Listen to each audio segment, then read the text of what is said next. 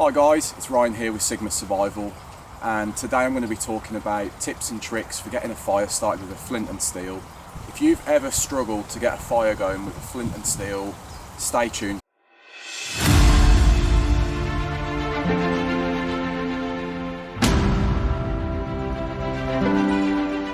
This can be a very difficult and daunting method of starting fire for a beginner, but let's get into it.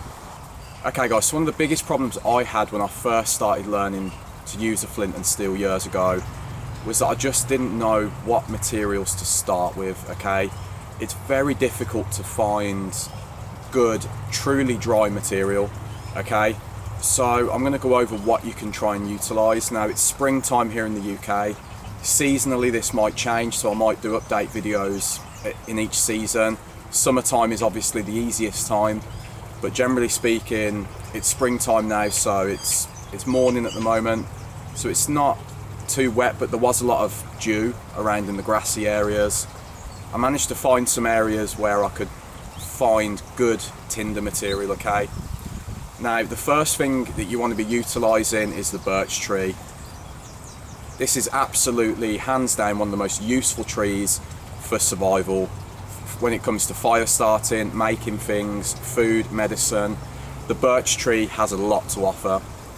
So what I did was I just peeled some tinder material off in the form of bark. A good handful and a half to a handful is all you need really to get a spark going. But generally speaking, if it's wet conditions, you maybe want to just tuck that under your garments, maybe your outer jacket, between your outer jacket and your inner layers, and that'll dry it out a little bit, ready to go. Okay, so another thing that I find is that, at least when I first started, was I wasn't making enough preparation. So the tinder is one thing, and once you get it going, you want to keep it going. So the more tinder material, the better, generally speaking. You know, I'd say a handful and a half of something like birch bark. You know, then you can use fat wood shavings in the same sort of way. You don't need quite as much for fat wood. You also want some kind of grassy reed material.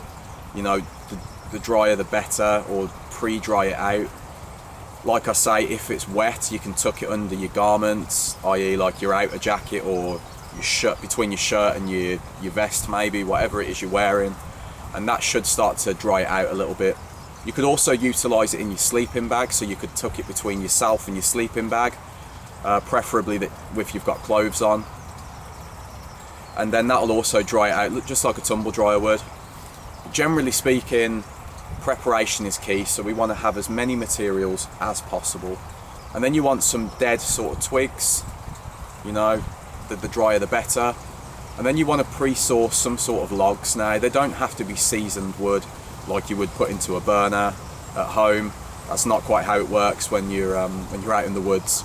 But you do want to be battening that down if you can, if you've got a good knife or some wedges perhaps, to basically make yourself some more solid fuel to put onto that fire then. And then you've got the bigger logs that you can just start feeding in. So it's all about preparation, guys. You have to have the means to be able to get the fire going. Today we're going to be just talking about getting the fire going. I'm not going to be making a large fire because I'm not camped out here at the moment. But generally speaking, you know, I've made really large fires in the past which really warm you up for a group of people. And